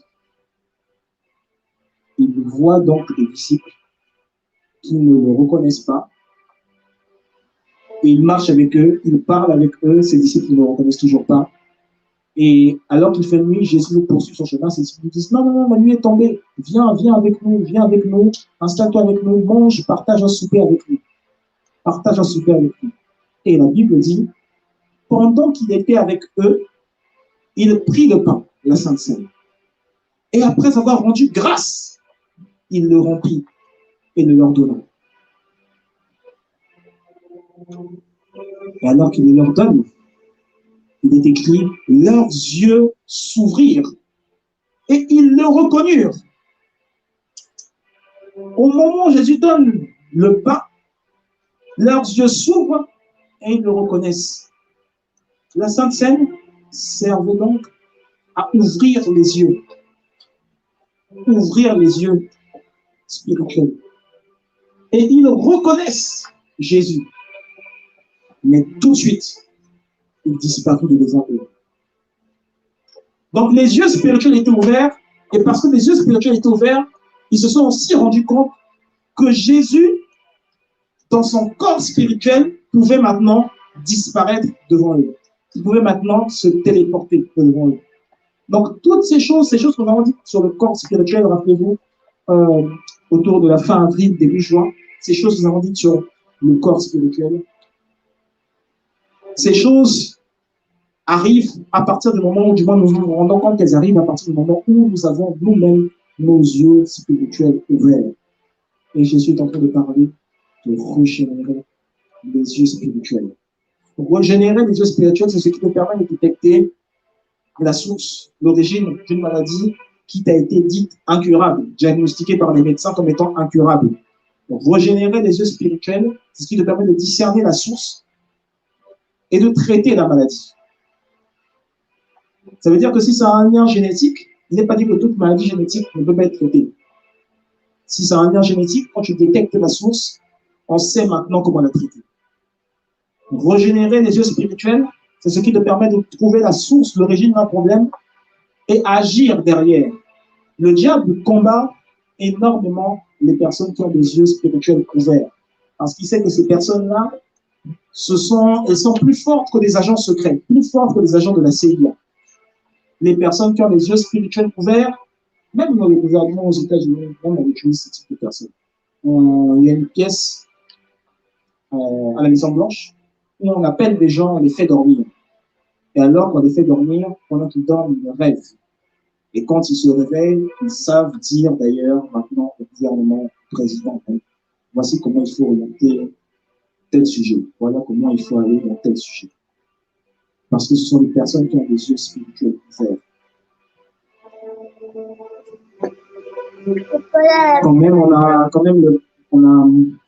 on a appelé Balaam pour aller parler sur le peuple d'Israël. Il s'est présenté en disant, voici celui qui a les yeux éclairés.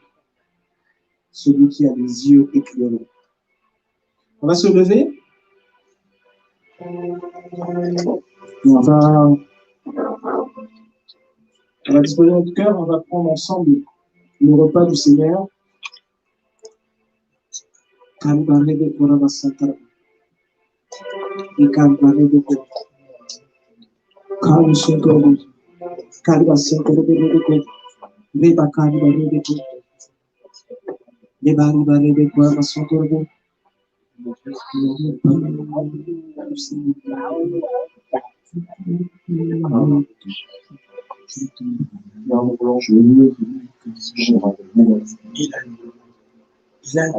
Dieu des esprits, des prophètes le touche, j'attendrai, je verrai comme Jésus. Si le Dieu des esprits, des prophètes me touche, j'attendrai, je verrai comme Jésus.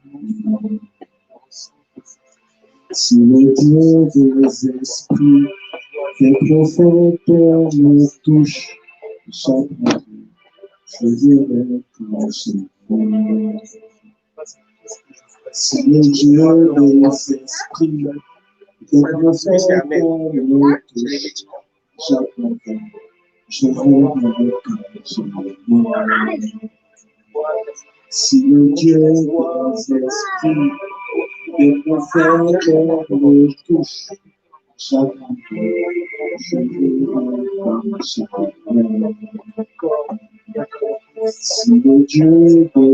esprits, des prophètes me touche, j'attendrai, je verrai comme Jésus. Si le Dieu des esprits, des prophètes me touche, j'apprendrai, je verrai comme jamais. Maintenant, dire à Dieu, on va dire à Dieu, je vais être pas, on arrête avec la maladie. Nous allons dire à Dieu, maintenant, je veux une vie spirituelle plus claire, une vie spirituelle plus éclairée, plus illuminée. Je veux être capable d'emmener dans le naturel la vie de Dieu. Je veux être capable d'emmener dans mon corps la vie de Dieu. Cette vie, elle a été donnée aux chrétiens. Aussi vrai que je suis chrétien, la vie de Dieu doit être manifeste. Cette vie est au-dessus des maladies. Cette vie est au-dessus des tourments. Cette vie est au-dessus des fardeaux. Maintenant, prends toute la place. Prends la place du guérisseur. Prends la place du Rédempteur. Prends la place du médecin. Prends la place du roi. Prends la place de celui qui inspire, de la source d'inspiration. Prends la place du modérateur et manifeste ton autorité.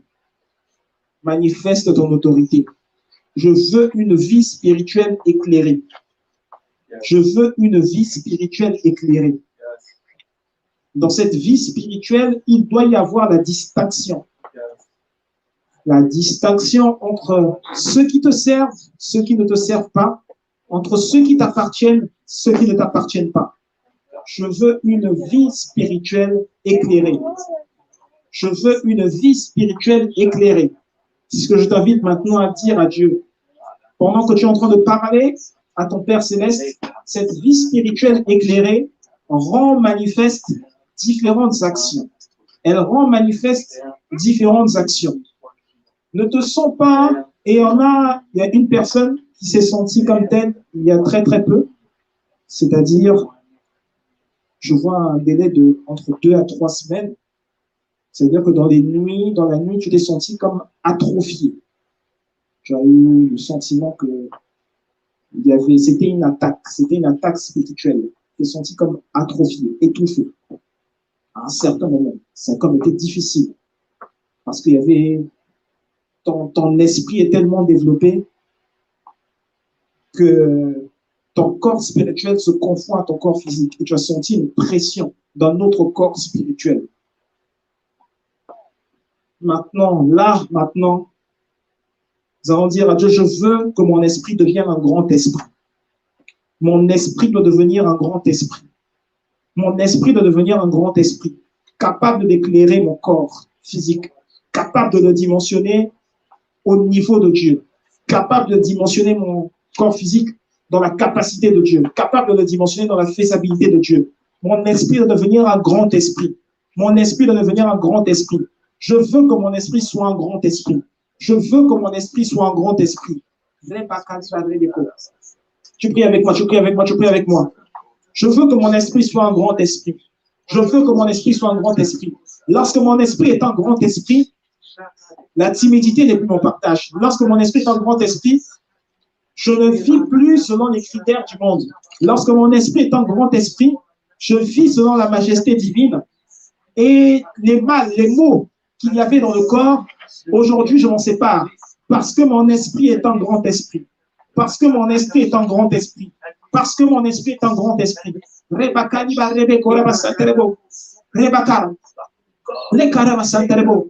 Mon esprit doit être un grand esprit. Et parce que mon esprit est un grand esprit, mon corps sera radieux. Mon cœur sera radieux. Mes dimensions de vie seront radieuses. Mes dimensions de vie seront grandes. Elles seront excellentes. Parce que mon esprit est un grand esprit. Parce que mon esprit est un grand esprit. Et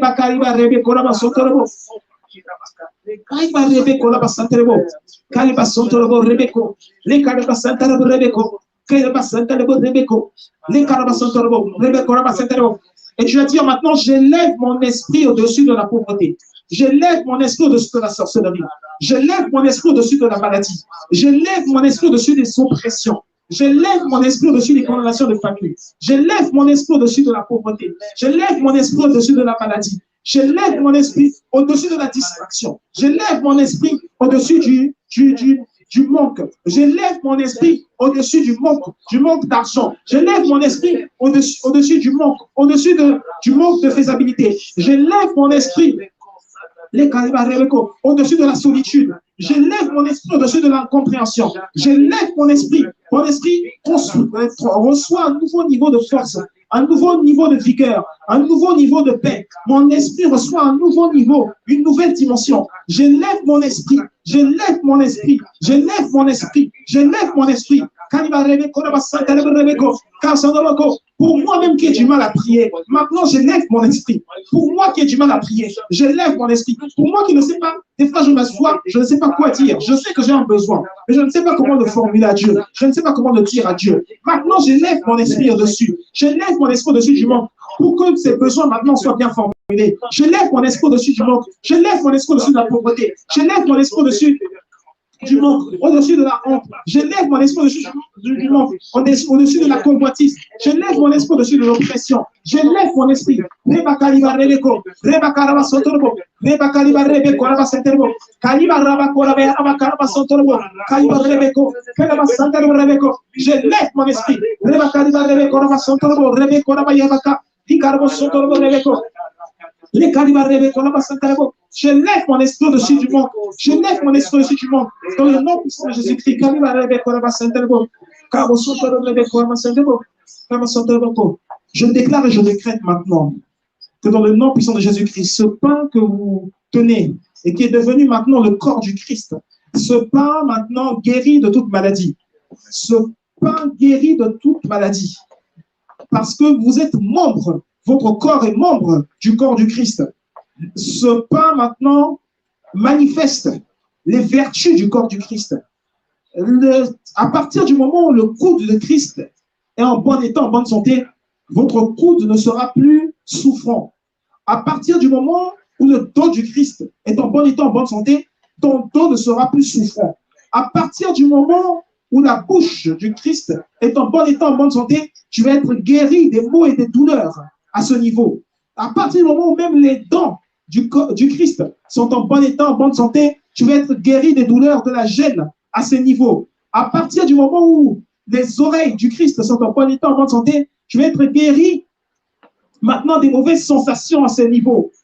À partir du moment où tout ce qui concerne l'avant du corps est en bon état, en bonne santé, tu vas être guéri de toute gêne, toute mauvaise sensation à ce niveau. Au nom puissant de Jésus-Christ. À partir du moment où même au niveau du tour de taille, pour le corps de Christ, les reins se portent bien, à partir de ce moment, toi aussi, dans ton tour de taille, des reins vont bien se porter. À partir du moment où le corps du Christ est en bon état, en bonne santé, et que les mains, les mouvements des mains, les actions des mains sont parfaites, tes actions à toi aussi, les actions de tes mains également vont être rendues parfaites au nom de Jésus-Christ. À partir du moment où la tête du Christ est en bon état, en bonne santé, ta tête à toi également est rendue parfaite au nom de Jésus-Christ.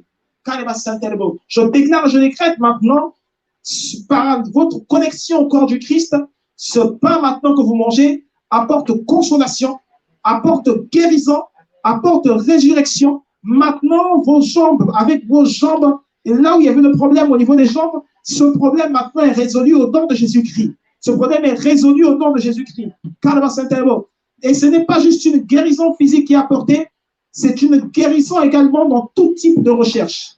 Dans tout type de recherche, une guérison dans tout secteur d'activité. Une guérison dans tout secteur d'activité. Je déclare, je décrète des ouvertures.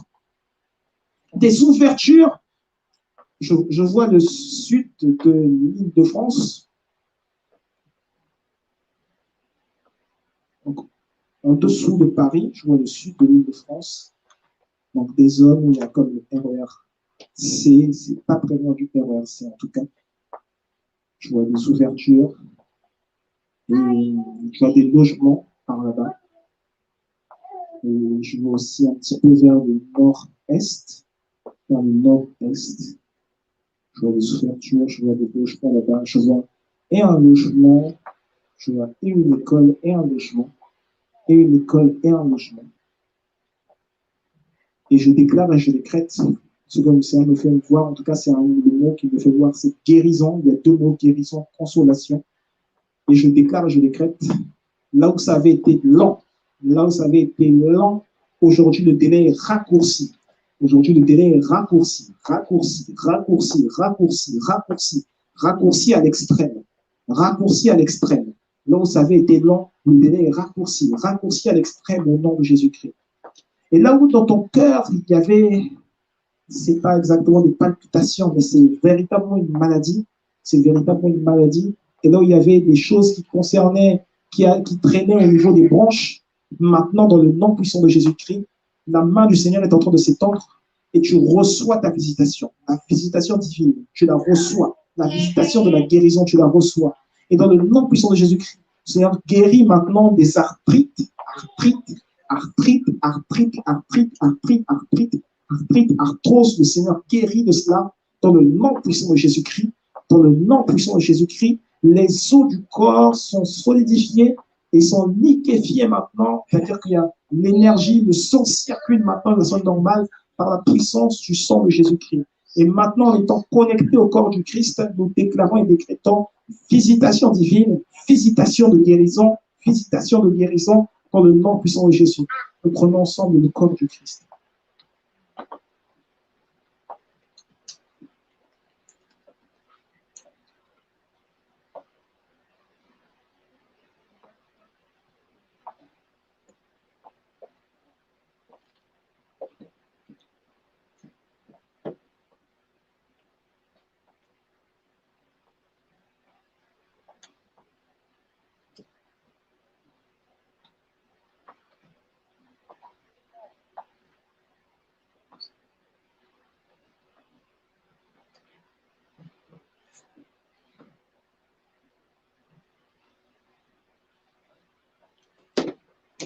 Ce corps du Christ ouvre les yeux spirituels. Ce corps du Christ ouvre les yeux spirituels. Ce corps du Christ ouvre les yeux spirituels.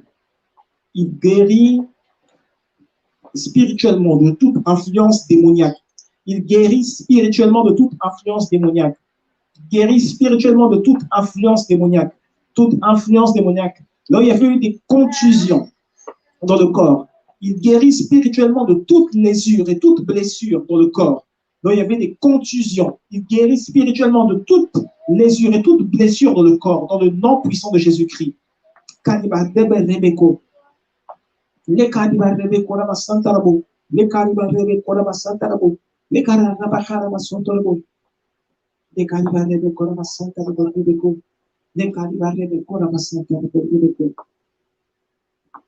Nous allons prendre ensemble le sang du Christ le même soir. Il est écrit que le même soir où il fut livré, alors qu'il avait partagé le pain avec ses disciples, Jésus leur donna également la coupe de vin et lui dit: prenez, ainsi ceci est mon sang. Ceci est mon sang. Il leur donna. Ce n'est pas un acte physique simplement qu'ils avaient réalisé, c'était un acte spirituel. C'était un acte spirituel. La chrétienté, c'est une question de relation. La chrétienté, ce n'est pas une question basée sur la religion. Ça veut dire que lorsque tu as l'impression qu'il y a des choses que tu as mal faites, tu ne peux pas rester te condamner tout seul en restant là-dedans. Non. Ta relation avec Dieu, elle ne peut pas être brisée par le diable, si ce n'est si toi-même tu lui autorises. N'autorise pas aujourd'hui à ce que le diable brise cette relation. Ne lui autorise pas, ne donne aucune autorisation au diable de briser cette relation. Et cette relation ne peut pas être brisée parce que ta communion avec le Saint-Esprit est plus importante que tout. Elle est prépondérante aujourd'hui. Elle est prépondérante aujourd'hui. Le sang de Jésus-Christ parle déjà là dans ton corps, il parle déjà là pour ta vie. Il parle déjà là pour ta vie, il parle déjà là pour tes études, il parle déjà là pour ton foyer. Le sang de Jésus-Christ parle déjà là maintenant pour une nouvelle ouverture, pour une nouvelle appréciation. Le sang de Jésus-Christ est déjà en train de parler. Pour cette école, le sang de Jésus-Christ est déjà en train de parler. Pour cette école de type commerce, pour pour cette inscription, le sang de Jésus-Christ est déjà en train de parler. Le sang de Jésus-Christ est déjà en train de parler. Le sang de Jésus-Christ est déjà en train de parler. Le sang de Jésus-Christ est déjà en train de parler. Pour la relation entre toi, ta famille, le sang de Jésus-Christ est déjà en train de parler. La relation que tu entretiens avec ta famille, le sang de Jésus-Christ est déjà en train de parler. Pour la restauration du cœur, pour la restauration de tes contrats, des contrats qui étaient devenus difficiles, le sang de Jésus-Christ est déjà en train de parler. Le sang de Jésus-Christ est déjà en train de parler. Le sang de Jésus-Christ est déjà en train de parler.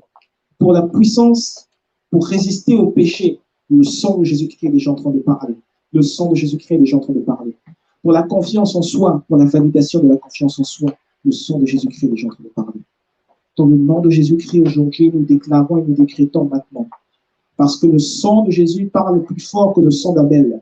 Nous déclarons tous ensemble aujourd'hui que nous obtenons victoire, que nous obtenons élévation, que nous obtenons réussite, que nous obtenons succès, que nous obtenons prospérité, que nous obtenons joie, que nous obtenons paix, que nous obtenons amour, que nous obtenons visitation divine, que nous obtenons sainteté, que nous obtenons résurrection des organes morts, résurrection des organes morts, résurrection du contrat qui était mort, résurrection de la vie, résurrection de la paix, résurrection de la sainteté dans le nom de Jésus-Christ. Nous prenons ensemble le sang du Christ.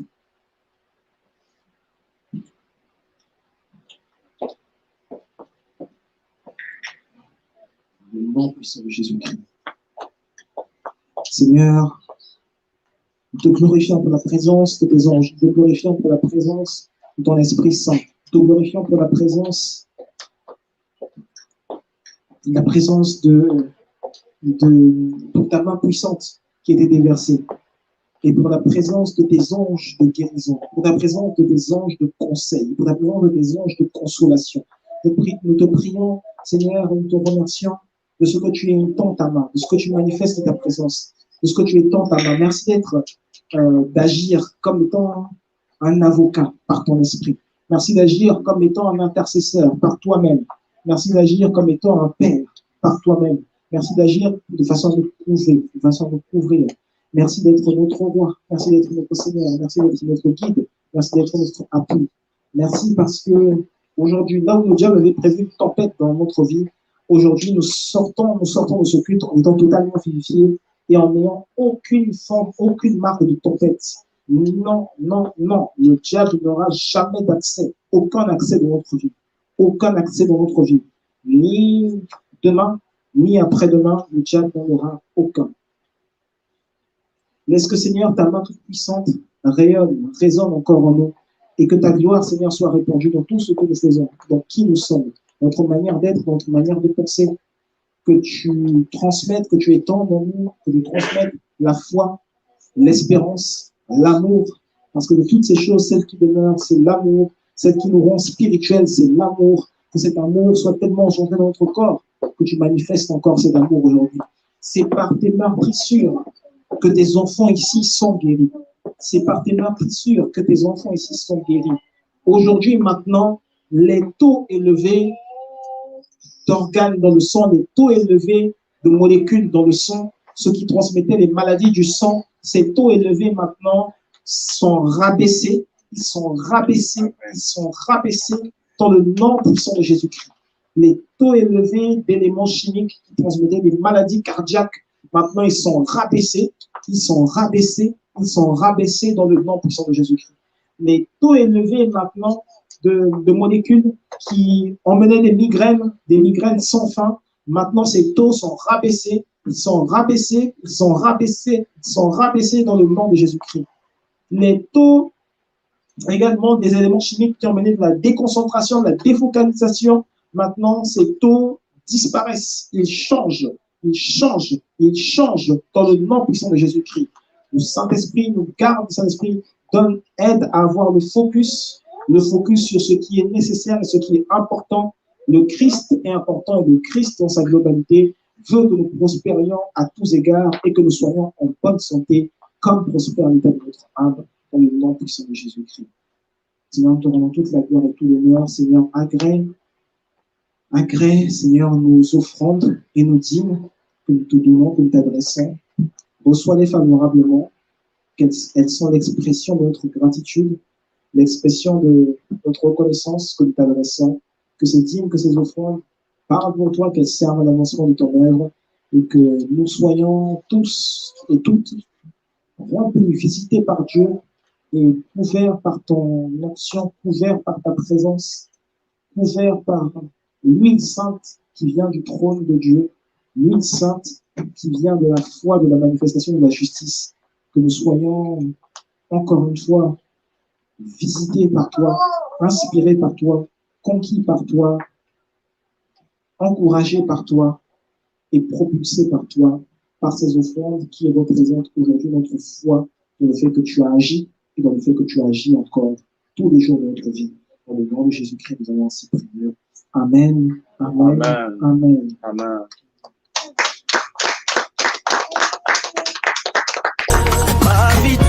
toute entière est le fruit de ta grâce. Envers moi, rien ne me prédestiné à ce que tu as fait de moi. Tu as bouleversé les pronostics de mes ennemis. Oh, yeah. Tu m'as choisi, oui. Tu m'as choisi, yeah. Tu m'as choisi, aïe, oh, tu m'as choisi. Depuis le ventre de ma mère, mon Dieu m'a choisi. Ah, tu m'as choisi, tu m'as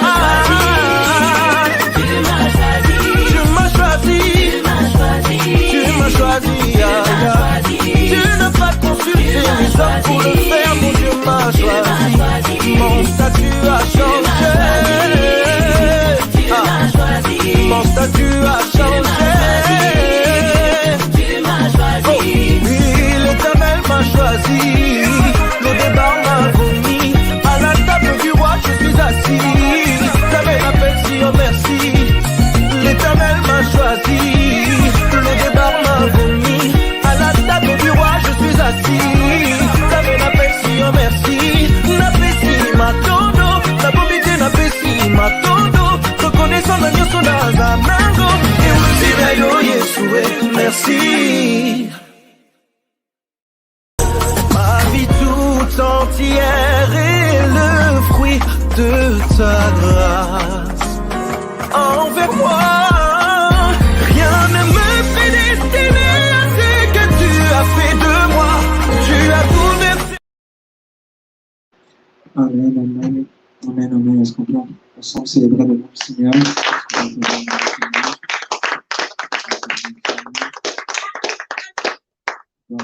Gloire à Jésus, nous bénissons le nom du Seigneur pour ce qui a été fait aujourd'hui. Merci à Dieu pour ces cultes. Merci à Dieu pour ce culte merveilleux et pour tous ceux qui vont suivre. Voilà, juste un petit moment pour moi pour rappeler les annonces qui ont été données.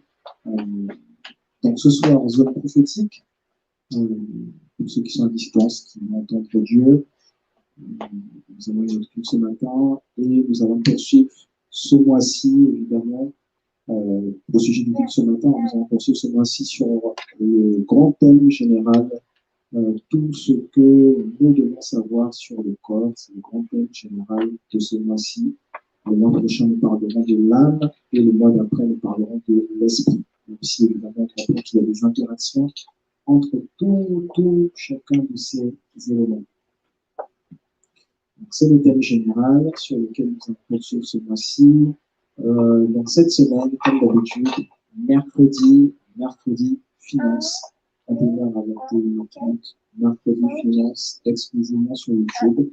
Vendredi, votre formation sur les fondamentaux de la vie chrétienne, formation très importante sur les fondamentaux de la vie chrétienne. Et maintenant, depuis le deuxième cours, on va commencer véritablement à s'axer sur voir en esprit.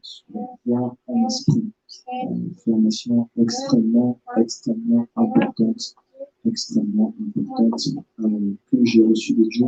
Donc à l'époque où j'ai commencé à la donner, c'était la première formation d'ailleurs que j'ai donnée sur cet axe. Une formation qui a été validée oralement, que j'ai constaté cette semaine à l'époque du mois, la première fois que je l'ai fait, elle a été validée oralement pour les préceptes d'Intelligence. Formation sur les fondamentaux de la vie chrétienne. Vendredi, 20h sur Zoom. 20h, généralement c'est 20h, 21h sur Zoom. Nous serons ensemble et nous nous retrouvons évidemment dimanche prochain pour notre culte en présentiel ici. Donc, merci à Dieu pour cela. Merci à Dieu pour cela. Nous allons clôturer donc par un moment de prière. Jouer un peu d'eau, aujourd'hui, j'ai des personnes que j'ai peut-être pas trop entendu prier. Je vais appeler. Et je prie Christy. Je sais qu'elle va parler quelque chose. Voilà, j'appelle Christy. Alléluia. Est-ce que quelqu'un a été béni aujourd'hui? Si tu as été béni, est-ce que tu peux encore acclamer pour Dieu? Nous allons simplement encore une fois dire merci à Dieu pour ces moments dans sa présence, pour l'enseignement que nous avons reçu aujourd'hui. Est-ce que tu peux élever ta voix pour le faire? Père, nous te disons encore merci une fois de plus. Merci pour l'enseignement que tu nous as donné. Merci, Père éternel, pour tout ce que tu as déversé sur nos vies dans ces moments de ta présence. Nous te sommes infiniment reconnaissants, Seigneur, et nous croyons que nous sortons grandis de ces moments passés avec toi, Papa. Au nom de Jésus. On va encore prier et recommander cette fois-ci le retour de tout un chacun, la semaine de tout un chacun, que l'Éternel soit vraiment avec chacun de nous. Tu peux encore élever ta voix pour le dire. Éternel Papa, je prie pour chacun de mes frères et sœurs ici présents. Et je te demande, Seigneur, Papa, de nous garder, de nous préserver, Papa, auprès de toi. Que nous soyons toute cette semaine à tes pieds, encore une fois, et que nous puissions grandir auprès de toi. Parce que, Père, ce que nous voulons le plus, c'est de te ressembler, c'est de marcher avec toi dans chaque instant, chaque moment de nos vies, chaque aspect de nos vies. C'est toi que nous voulons voir, Seigneur. C'est toi que nous voulons manifester comme nous l'avons dit aujourd'hui. Laisse que ton esprit, ta présence demeure éternellement avec nous. Et que, Père, nous puissions encore le prochain jour, je vais témoigner de tes merveilles et des bontés que tu as manifestées envers nous, Seigneur. Et nous avons ainsi prié dans le nom de Jésus. Amen. Bonne semaine à tous et que Dieu vous bénisse.